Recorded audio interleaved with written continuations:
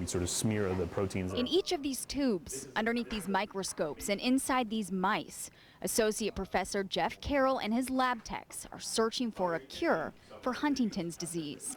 Everyone has the Huntington gene, but about 40,000 adults in the U.S. inherited a mutated Huntington gene from one of their parents.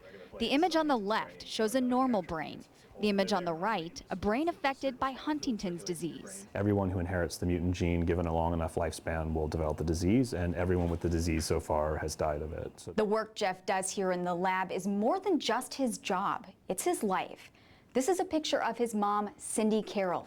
She died of Huntington's disease, and he inherited it from her. Investigating. Jeff's mom developed the disease in her 40s. Jeff is 39. Have gotten really good at segregating a little bit. Like, obviously on a personal level, all the bad stuff still happens, but it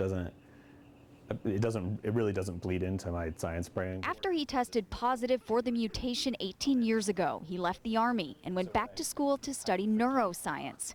Now he has a PhD and has secured more than $2 million in research grants, the most recent of which alone is $800,000.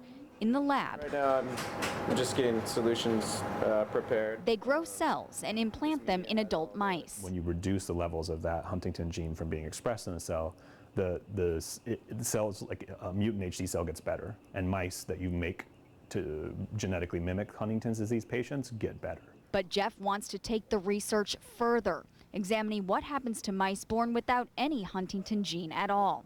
He knows he could end up like his mother, and if he does, he wants to make sure others don't. I started doing this because it was personal to me, but I think I kept doing it because it's just a really cool job.